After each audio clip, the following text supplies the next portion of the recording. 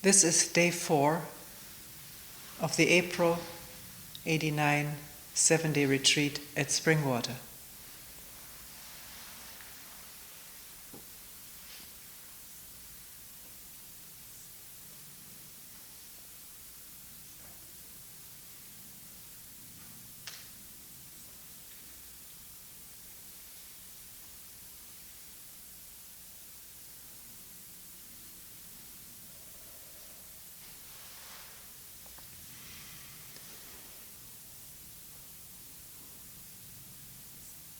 Quite a number of people have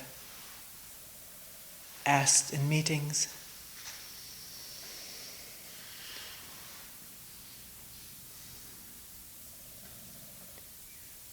yesterday you said something about looking at the whole, not just at the part.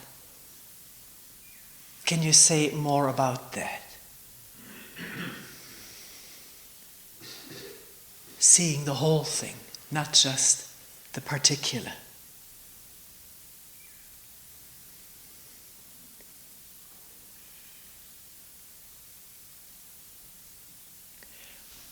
We'll leave that for the moment.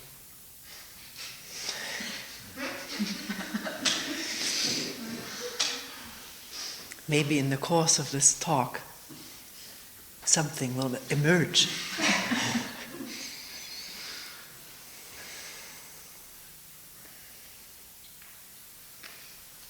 And start with a question which also was one of many very similar ones. And please excuse if it doesn't sound exactly the way you put it.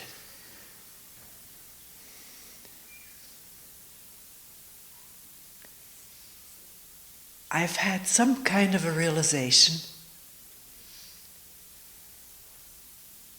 that if I don't cling to an image of myself as being someone special or important, if I don't cling to any picture or idea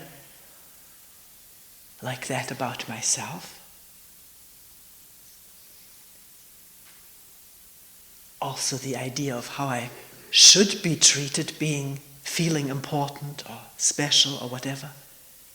If I don't cling to any idea about how I should be treated, no idea about myself, then I wouldn't get hurt. If someone says something that doesn't agree with the idea I've had of myself, if I don't cling to that idea, I wouldn't get hurt. And not getting hurt, I wouldn't need to retaliate, which I've found by watching, I do inevitably if I get hurt. But not needing to retaliate, then nothing would come back to me from that retaliation. And maybe there would be ease in our relationship.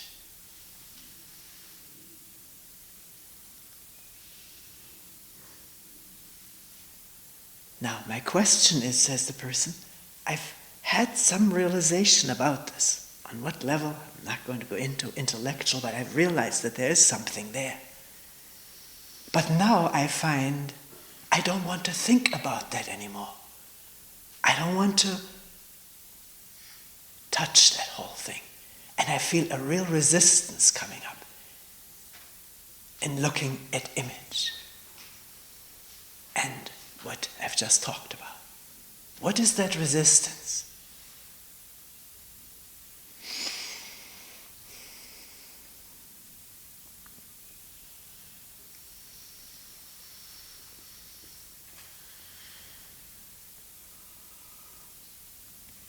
Already having put out in the open one thing, the image,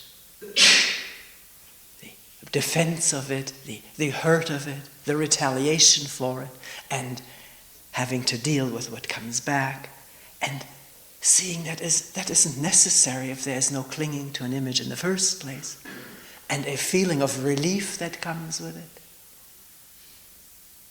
And then somehow or other, the shutting down of that. shutting down of that understanding and a resistance to open it up again. Why? Why, we ask.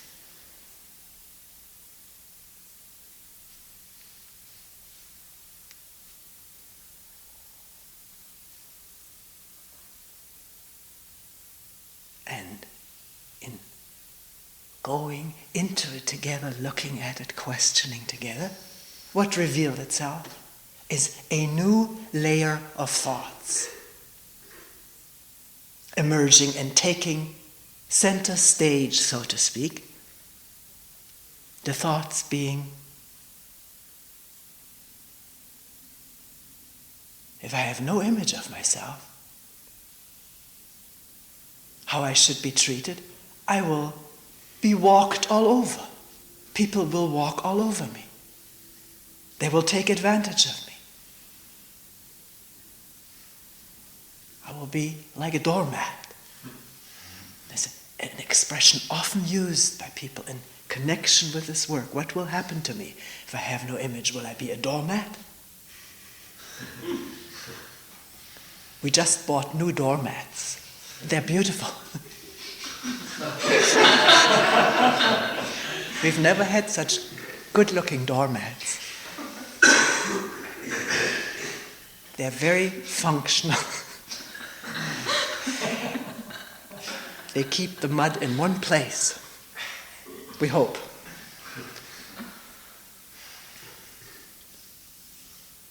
One must not despise doormats. Coming back to the process, because we're trying to see the process as a whole. What we usually do is see or think about one thing and then shutters down. That's what the person said. Yeah, that's how it is. It's like a camera opening up, seeing, and then a shutter closes. And now one sees something else. Or thinks about something else. I may be taken advantage of if I have no image.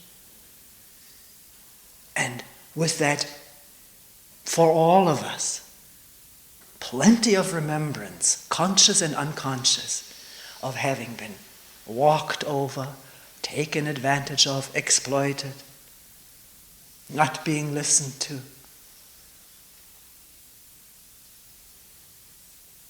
Being pushed around. And the fear this will happen. And I don't want that. And now a feeling of anguish or anxiety and resistance arising.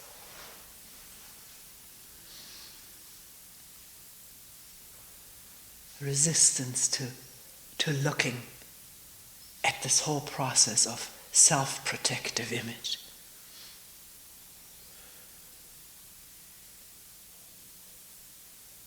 About which one has discovered something, but that is not present now in the mind. The discovery is shut down. What is active now is thinking and speculating about what will happen to me if. And the accompanying feelings are fear and anxiety, discomfort, resistance, and a withdrawal, moving away. I don't want to deal with something that could bring insecurity or pain.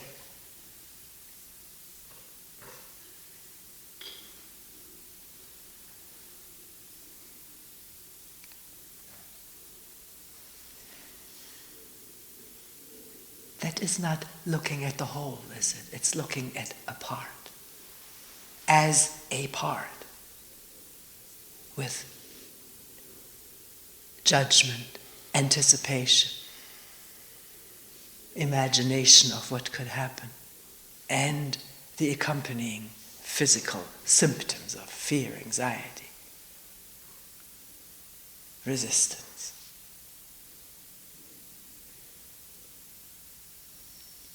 And is one making this question, what is this resistance? Let's talk more about this resistance that I suddenly feel.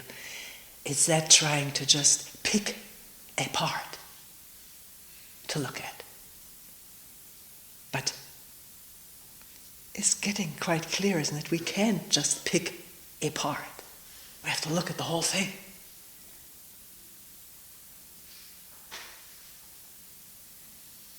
One can say, well, if there's resistance to something, just become one with the resistance, whatever that means.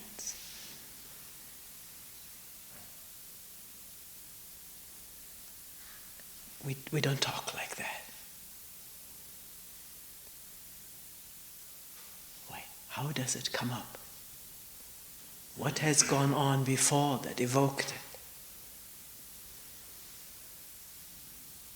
And what is it that one is afraid of? What brings it about? What brings the fear about?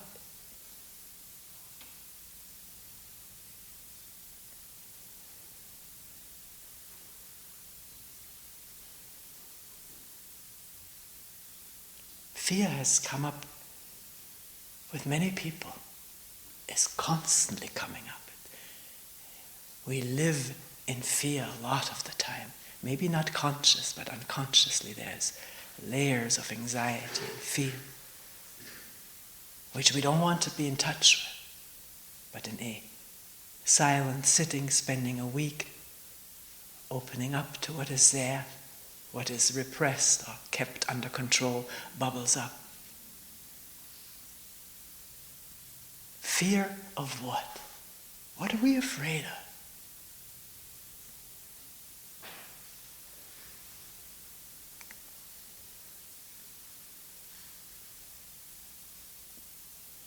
One can immediately list a dozen fears. Or 24, depending how much time one takes. Fear of loneliness, of losing someone one is depending upon, of losing one's job,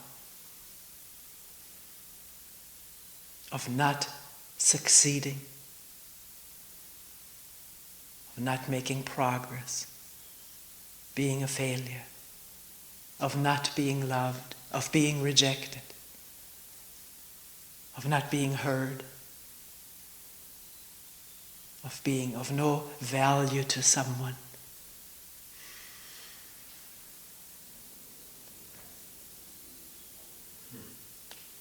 Fear of, if one reads through the papers, of toxic substances in foods.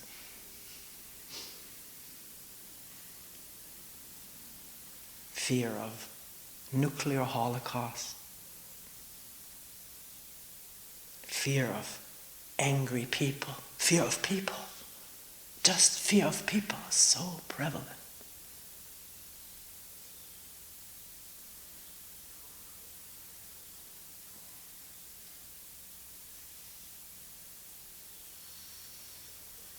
And as we're listing these right now, and one is thinking, we're thinking, looking together. Do these thoughts elicit fear symptoms? As one is thinking about losing someone one has depended upon, or being found wrong, fear of being found out for having done wrong, or even if one isn't found out, fear of doing wrong or having done wrong.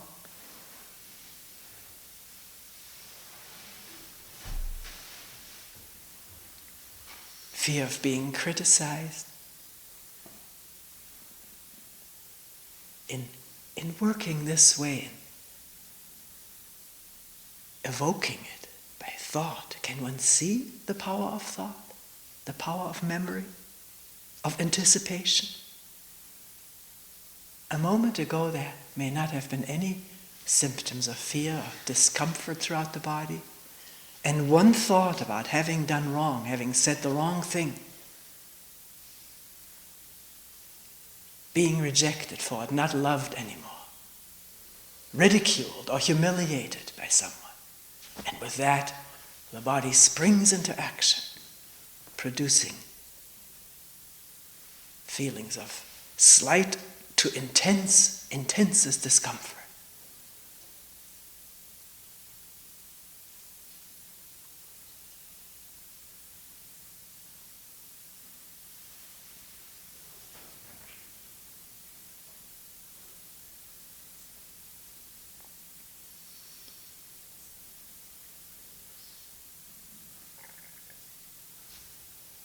Is that clear? Does one see that? A thought and the body responding with what we call fear, which is what can one look as these feelings emerge. We just say, I'm afraid, I don't want to be afraid. I want to overcome it, be rid of it, think of something else. Maybe run or jog so I won't have to feel this. But right now we're interested in what all is the body doing, and one can feel that.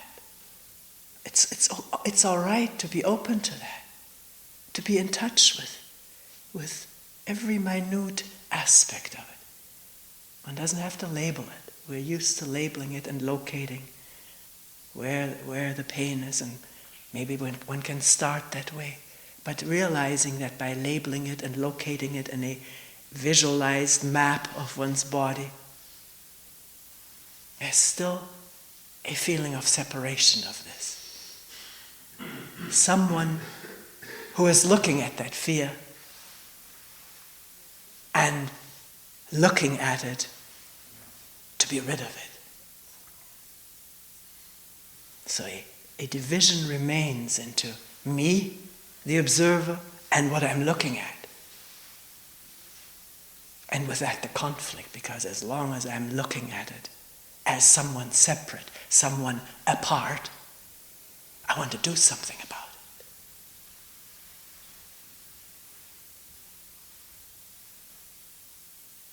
Because I'm in conflict with it, I don't like it. Or if it's something pleasant, I want to hold on to it and keep it, grasp it, keep it forever if possible. So in looking, not just at a part, but the whole thing revealing itself, if unfolding, can one notice that there is a separate looker, a separate seer, observer?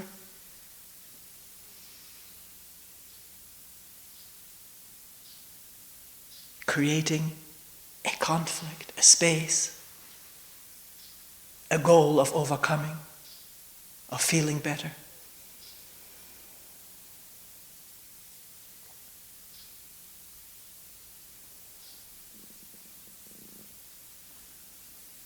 And in this kind of looking and listening, with a motive, with an evaluation, with a goal,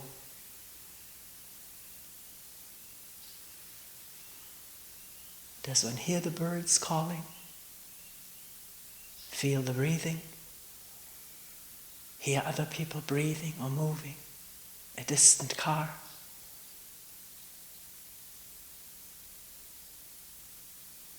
The fresh air coming through the window, the light of the sun.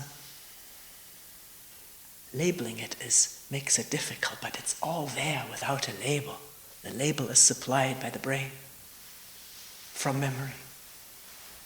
Can that be seen too?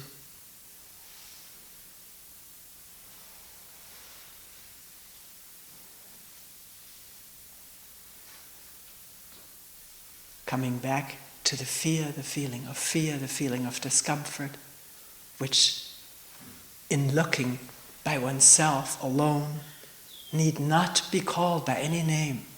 It's helpful not to call it by a name, not to know what it is, and to wonder about the separation of this someone who seems to be looking at this. Not taking it for granted that there is a separate someone who is looking or having fear and looking at it. To call all of that into question, meaning not knowing about it, just allowing what is there to reveal itself, to unfold in the presence of an awareness that does not have a goal, that has no motive to change what is there.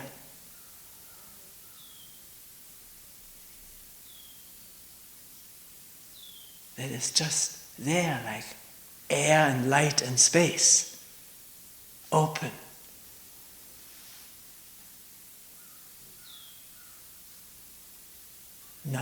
None judging, non-interfering and non-doing.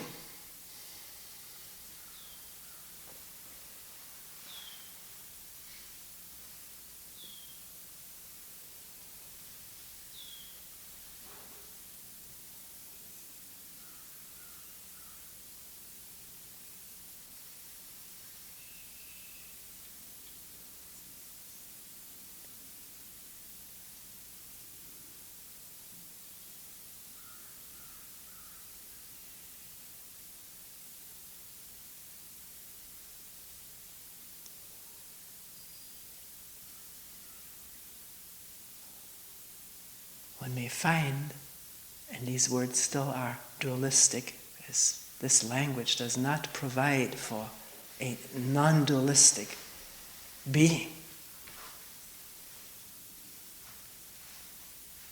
that there is no separation, there's only what is. What was believed to be someone who has fear is just this thing, and in this kind of awareness, it isn't what one thought it was. It's neither intolerable nor to be overcome because it has already changed in the absence of a separate someone trying to do something about it. That movement of thought and action coming into view as it is unfolding. As thought, I must do something, I must overcome, I don't like this, it'll get worse. I have to look at this, I must be aware. All of these commands and comments create this feeling of somebody separate. But it's just words and comments and commands and the feelings that go with it.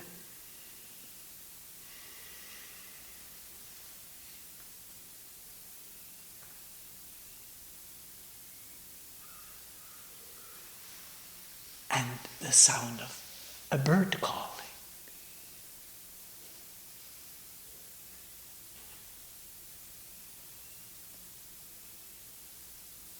It needn't be called anything.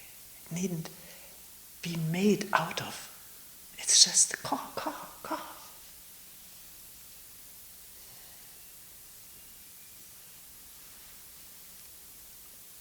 When the namer is quiet, there's only caw-caw. When there is naming and the pride of maybe finding the right name, the association with, and then this feeling of someone separate comes into being, recreates itself or re-emerges.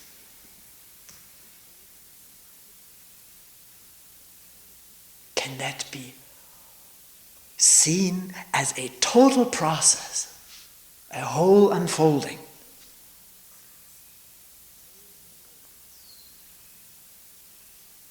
Which happens if one does not come to this with preconceived ideas.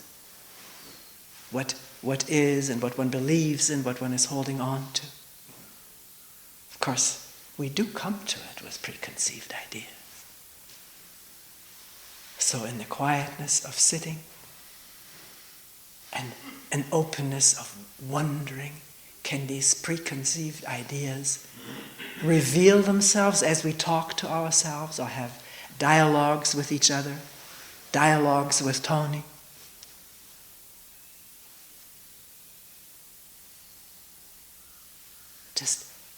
Not just insist on one's point of view, but listen to the fact that there is a dialogue with Toni or whoever going on.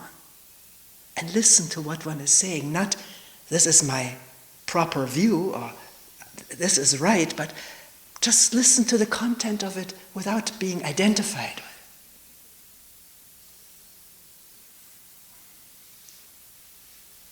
it. Not this is me. That's usually what happens. We talked about it yesterday or the day before. In a discussion we put something out, but there is sort of a line to what we have said, sort of by line I mean we're connected with it, we're attached to what we said, as though it was a limb of mine. I still have to defend, just as I defend my hand from heat or injury. So I defend what I'm saying from injury. Because there's the feeling, this is mine. One may not put it this way to oneself, but from defensiveness and hurt, one can infer this process of identification.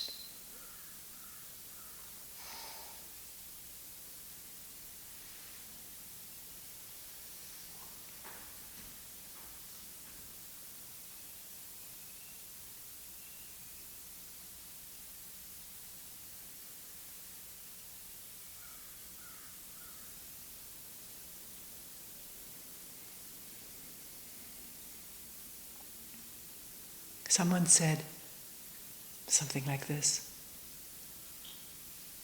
Last night in sitting,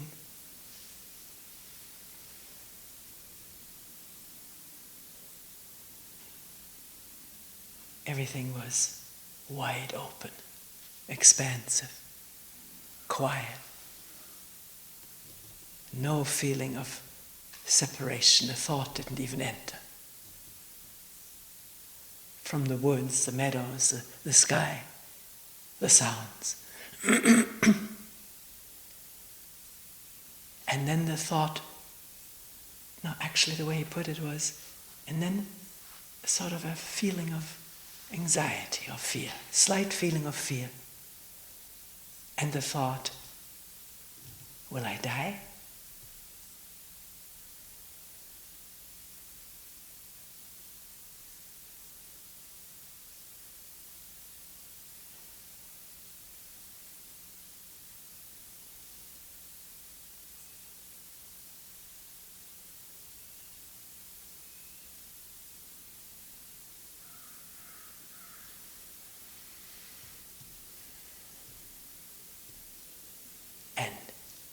When this thought comes up, and if it transmutes into more and more and more thoughts, then this spaciousness, it just shrinks. And the separation has set in again. I will die, I may die. My existence may come to an end. Or as someone put it, I will not be there to see these hills anymore. And the first rays of sun hitting the branches and the posts, painting them a glowing orange gold. I won't see that anymore. And with that, a feeling of sadness. And a small space, a small stage. And at the center of this small stage, I, me, who has this right now, but thinks about the day when it will not have that anymore. And with these thoughts, the instant sadness or fear. Can one see it as a whole?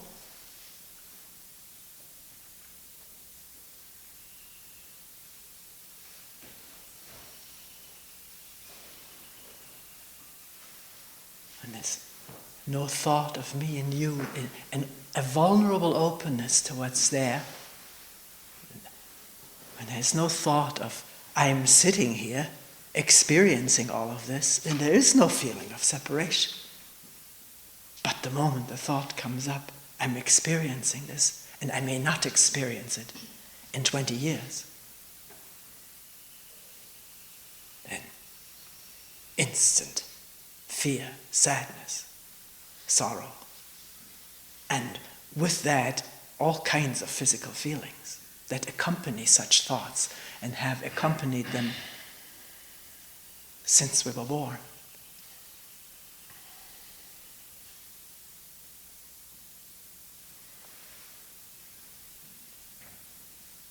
We were talking a bit about this whole thing of dying.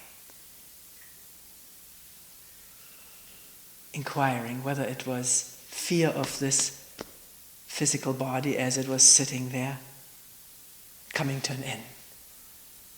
And this person said, no, No, that wasn't the fear. He said, as I was walking down the road, there was a dead snake. A car had driven over it. And it was very factual. That snake was dead. And is it factual for us that we will die? Very factual. That we will not continue living forever as this physical organism with breathing and heart beating and blood circulating, that will come to an end, one point or another. Is that very factual? If it is very factual, it is not connected with fear and anxiety and sadness.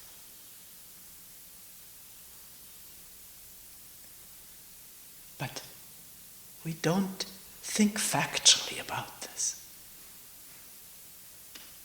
Thought has this capacity to imagine in ever new forms and pictures and scenarios. Either how we will die, and then afraid of the way in which we may be dying with great pain, of long sickness. Or this other way of looking that we mentioned before.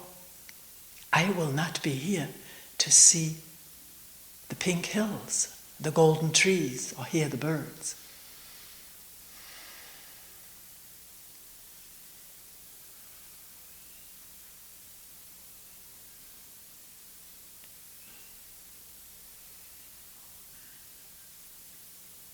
On this small stage, apart from the whole, there is great fear and grief and anxiety and sorrow, isn't there? On this small stage, on which I'm the main actor, villain or hero, or all the shadings in between. Stage is not a bad metaphor, because there's also the audience that watches me, which is of great importance to me, to my idea of myself. Either important that I be looked at with approval, applause, admiration, or the fear of eggs flying after a poor performance.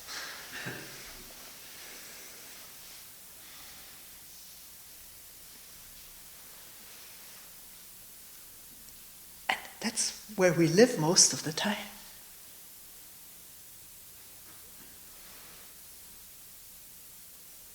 And living on that stage created by thought, feeling, emotion, past and future, with its artificial lights, we don't see the stars.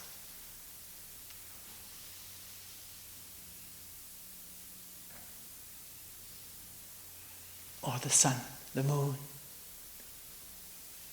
We're just in these artificial lights, from top, from bottom, illuminating our movements as actors on a stage.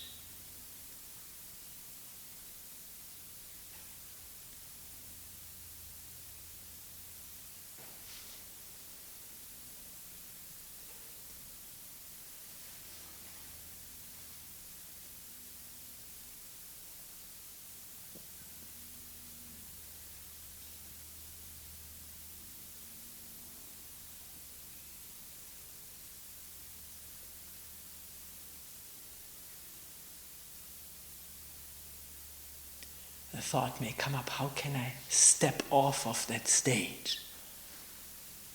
Which is the movement of thought. Wanting what? Freedom. Freedom from having to, as one person put it, having to pretend all the time.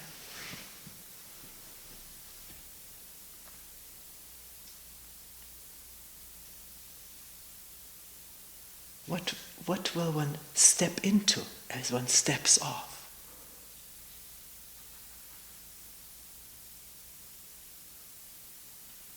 Or is this all the movement of thought, imagination, and speculation? Or can there be a seeing of that, of what is going on, of being on the stage, not with judgment, not saying you should end this immediately, get off of it, this is false, this is bad. Then there's again the division into another superimposed observer,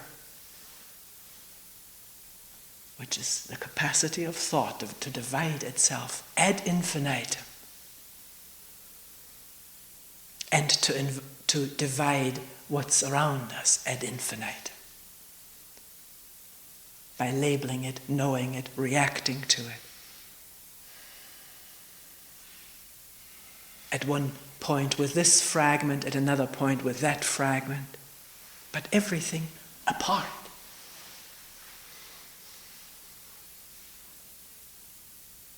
Can there be a quiet awareness that doesn't judge?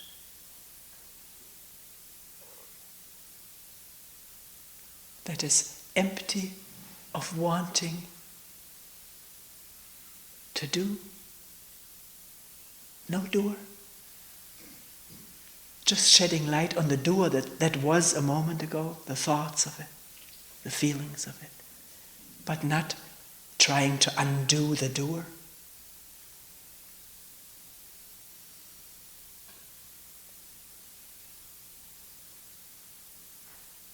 Just a simple openness, which doesn't know what will come of it.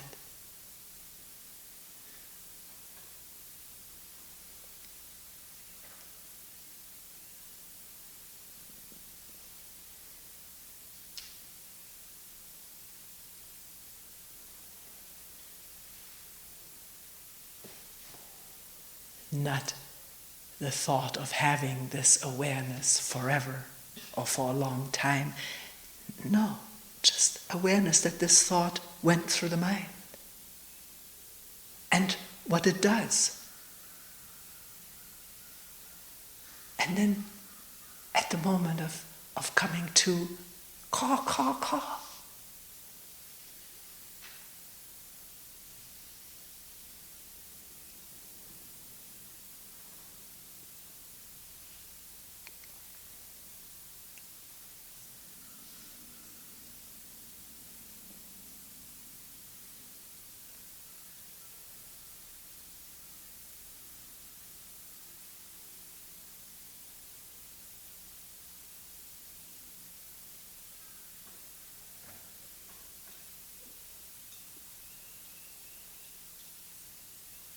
Somebody asked me,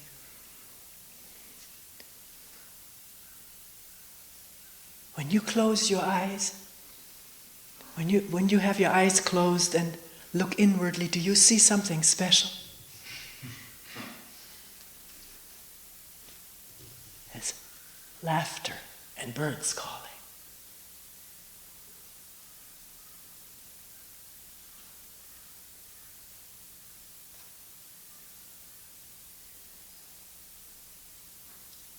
I don't know whether that's something special.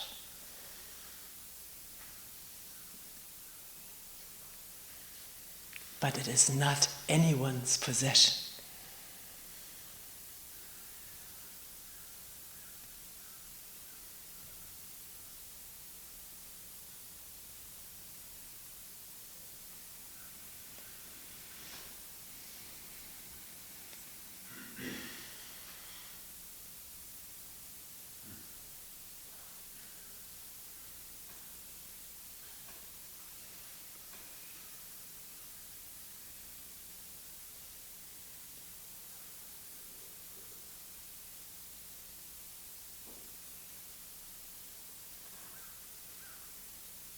It goes with a great affection for everyone and everything.